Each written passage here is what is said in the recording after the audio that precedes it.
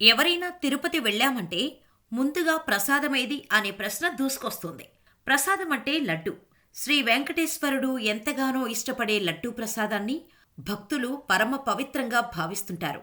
ఇంతకీ శ్రీవారి లడ్డూ ప్రసాదం ఎప్పుడు తయారైంది? ఎప్పటి నుండి ప్రాచుర్యం పొందింది? ఇవన్నీ చాలా మందికి తెలియని విషయాలు. తెలుసుకోవాలనుకునే విషయాలు కూడా.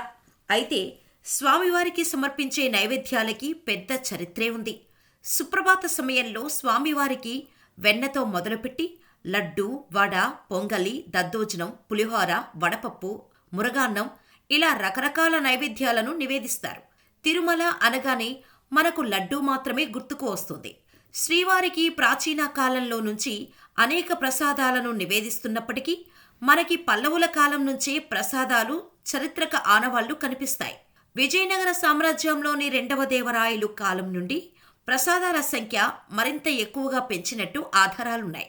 ఈ సమయంలో మంత్రిగా పనిచేసిన శేఖర మల్లన్న కేవలం ఆలయ ప్రసాదాల కోసమే అనేక దానాలు చేసినట్టు ప్రచారంలో ఉంది.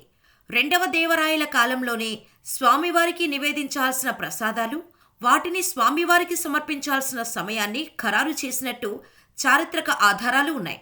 శ్రీవారి ఆలయంలో స్వామివారికి రకరకాల ప్రసాదాలు నివేదిస్తున్నప్పటికీ స్వామివారికి అత్యంత ఇష్టమైన ప్రసాదం లడ్డు.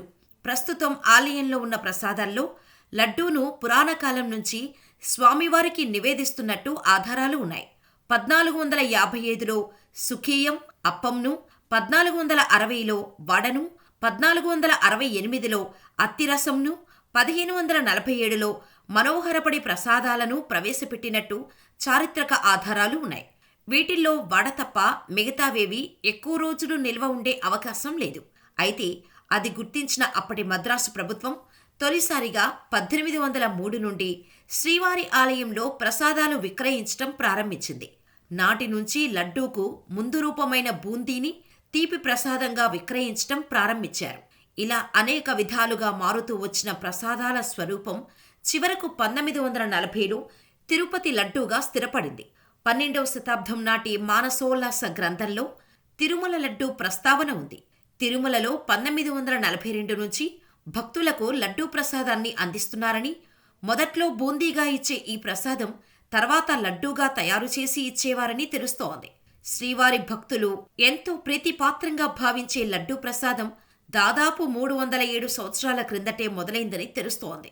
1715 ఆగస్టు 2వ తేదీన శ్రీవారి లడ్డూ ప్రసాదం తయారు చేసినట్టు చెబుతుంటే, క్రీస్తు శక 1803లో బూందీగా పరిచయమైన అటు తర్వాత 1940 నాటికి లడ్డూ ప్రసాదంగా స్థిరపడినట్టు తెలుస్తోంది. మొదట్లో లడ్డూ ప్రసాదాన్ని 8 నాణాలకే ఇచ్చేవారని, అటు తర్వాత 2, 5, 10, 15, 25 నుండి ప్రస్తుతం 50 రూపాయలకు టీటీడీ విక్రయిస్తోంది. 1940వ సంవత్సరాన్ని ప్రామాణికంగా తీసుకుంటే లడ్డూ వయస్సు 82 సంవత్సరాలు అవుతుందని చెబుతున్నారు కొందరు. తిరుమల తిరుపతి దేవస్థానంలో రకరకాలైన ప్రసాదాలు అందుబాటులో ఉన్నప్పటికీ భక్తులకు లడ్డూ ప్రసాదం అంటేనే ఎంతో ప్రీతిపాత్రంగా ఉంటుంది. ఈ లడ్డూ ప్రసాదాల విక్రయాల ద్వారా ప్రతి ఏటా టీటీడీ కోట్ల రూపాయలు ఆదాయంగా పొందుతూ వస్తుంది. ఇక శ్రీవారి లడ్డూ ప్రసాదంగా లడ్డూగా ఇవ్వటం 1715 ఆగస్టు 2వ తారీఖున మొదలుపెట్టారని తెలుస్తోంది. అయితే ఇప్పటివరకు ఎవరూ ఇందుకు సంబంధించిన ఖచ్చితమైన తేదీని మాత్రం చెప్పలేకపోతున్నారు. 2010 వరకు దాదాపు రోజుకు లక్షల లడ్డూలను టీటీడీ తయారు చేసేది. ఇక ప్రత్యేకమైన పర్వదినాల్లో భక్తులకు అవసరమయ్యే అధిక లడ్డూలను టీటీడీ తయారు చేసి అందుబాటులో ఉంచేది. ప్రతినిత్యం లడ్డూ తయారీకి వందల మంది పోటులో కార్మికులు శ్రమించేవారు. భక్తుల రద్దీ క్రమేపీ పెరుగుతూ ఉండటంతో అందుకు అనుగుణంగా పోటును అత్యాధునిక వసతులు కల్పిస్తూ తయారీ సంఖ్యను టీటీడీ పెంచుతూ వస్తోంది. లడ్డూకు పేటెంట్, ట్రేడ్ మార్క్ కూడా ఉండటం విశేషంగా చెప్పుకోవచ్చు.